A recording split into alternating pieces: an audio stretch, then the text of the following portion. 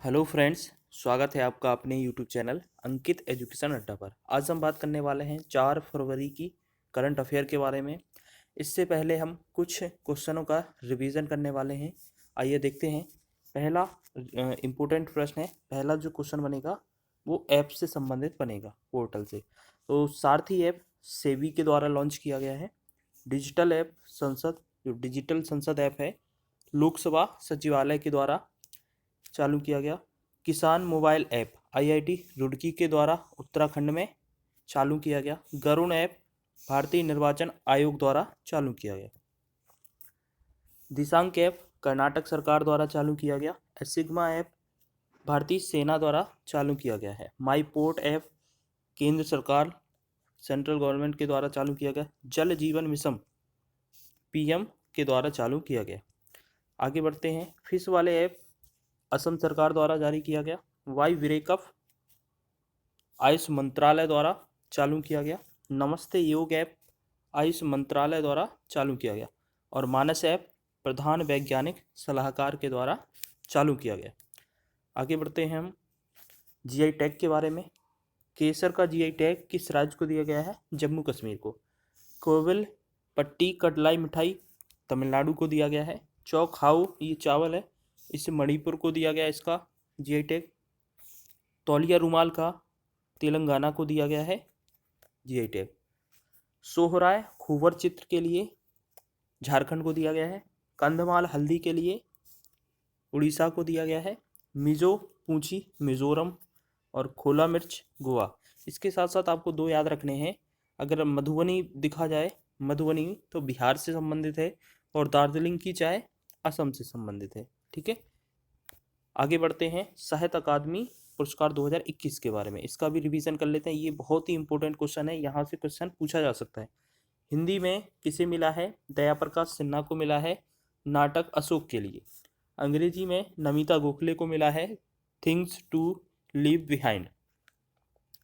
पंजाबी में खालिद हुसैन को मिला है। 3 नाम बहुत ही इंपॉर्टेंट है, आपको याद रखने हैं। इसके साथ साथ याद रखना है साहित्य अकादमी युवा पुरस्कार मेघ मजूमदार को मिला है।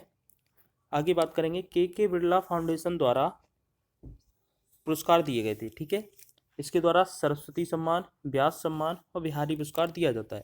तो 31वां सरस्वती सम्मान रामदरस मिश्र को दिया गया है। ठीक है, अगर बात करें इनका जो उपन्यास है वो क्या है? मैं तो यहाँ हूँ, इसके लिए दिया गया है। चलिए इसके बात करते हैं। 31वां व्यास सम्मान, 31वां व्यास सम्मान किसे दिया गया है? अजगर बजाहत, अजगर बजाहत।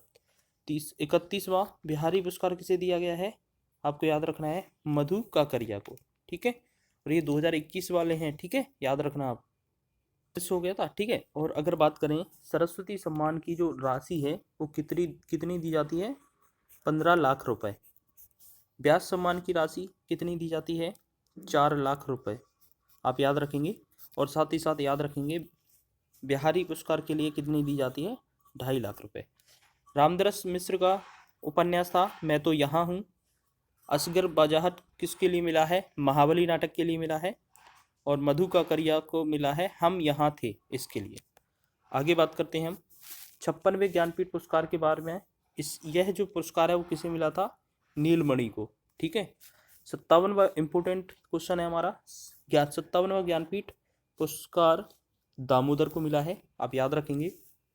इसके साथ साथ याद रखना है 2019 और 2020 के लिए गांधी शांति पुरस्कार, और 2019 के लिए सुल्तान कबूस बिन सैद अल सैद को मिला है। ठीक है, ये ओमान के हैं, आप याद रखेंगे। आगे एक चीज़ और याद रखेंगे कि 2020 के लिए किसे मिला है? 2020 का गांधी शांति पुरस्कार शेख मुजिबर रहमान, इनको मिला है। और आपको पता होना चाहिए गांधी जो शांति पुरस्कार है इसकी राशि कितनी है? 1 करोड़ रुपए। आपको याद रखना है इसकी राशि 1 करोड़ रुपए। तो कमेंट करके बताइए मेजर ध्यानचंद खेल रत्न पुरस्कार की राशि क्या है। चलिए आगे बढ़ते हैं। अब हम आज की करंट अफेयर के बारे में 4 फरवरी करंट अफेयर्स देख लेते हैं। पहला इंपॉर्टेंट प्रश्न है हमारा, भारत को मोटे अनाजों का वैश्विक केंद्र बनाने के लिए कहाँ उत्कृष्टता केंद्र बनाने की घोषणा की गई है? मोटे अनाजों के लिए। ठीक है, तो इसका राइट आंसर होने वाला है हमारा हैदराबाद।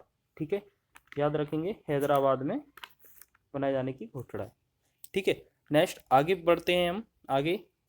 मैनुएला रोकावोटे को किस देश की पहली महिला प्रधानमंत्री नियुक्त किया गया है? तो इसका राइट आंसर होने वाला है, यहाँ पे ई लिखा होगा, ठीक है, इक्वेटोरियल गिनी। तो गिनी की महिला प्रधानमंत्री नियुक्त किया गया है। तीसरा हमारा इंपॉर्टेंट क्वेश्चन है, हाल ही में अडानी समूह द्वारा हाइफा बंदरगाह का अधिग्रहण किया गया, यह किस देश में स्थित है? तो आपको याद रखना है, इजराइल में स्थित है। आगे बात करते हैं हम चौथे इंपॉर्टेंट प्रश्न की। प्रतिवर्ष वर्ल्ड इकोनॉमी आउटलुक किसके द्वारा जारी किया जाता है? तो ये किसके द्वारा जारी किया जाता है? अंतर्राष्ट्रीय मुद्रा कोष IMF के द्वारा चालू किया जाता है। कमेंट करके बताना है आपको इसका मुख्यालय कहाँ पर है। नेक्स्ट पांचवा क्वेश्चन बात कर लेते हैं। यूनेस्को ने किस देश के ओडेसा शहर को खतरे में एक विश्व धरोहर स्थल के रूप में सूचीबद्ध किया है? अब खतरे से समझ में आया कि जो प्रेजेंट में जो खतरा है, युद्ध चल रहा है, वो कहाँ? यूक्रेन में। तो यूक्रेन हम याद रख लेंगे, राइट आंसर यूक्रेन हो जाएगा।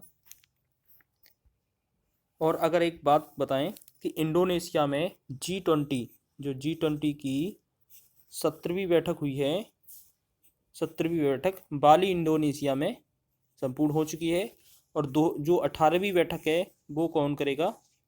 भारत इसकी मेजबानी करेगा। आगे बात करते हैं छठवें क्वेश्चन की।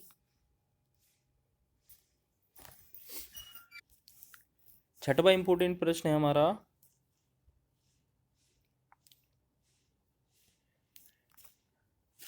हाल ही में भारत ने किस देश के साथ पहली बार सुरक्षा सलाहकार स्तर की बैठक का आयोजन किया है? तो इसका राइट आंसर होने वाला है ऑप्शन ए, अमेरिका। ठीक है, अब बात करते हैं अगले नेक्स्ट क्वेश्चन की। सातवां इंपॉर्टेंट क्वेश्चन है, बजट 2023-24 में प्रारंभ की गई प्रमुख योजना कौन सी है? तो प्रधानमंत्री कौशल विकास योजना 4.0 ये भी है, प्रधानमंत्री PVTG विकास मिशन ये भी है, और आकांक्षी प्रखंड कार्यक्रम।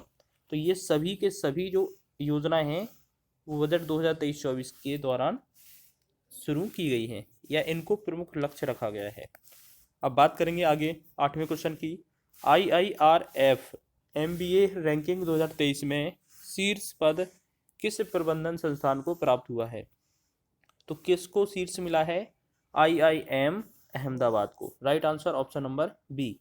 तो आपको कमेंट करके बताना है, अहमदाबाद में एक साबरमती आश्रम बनाया गया था, साबरमती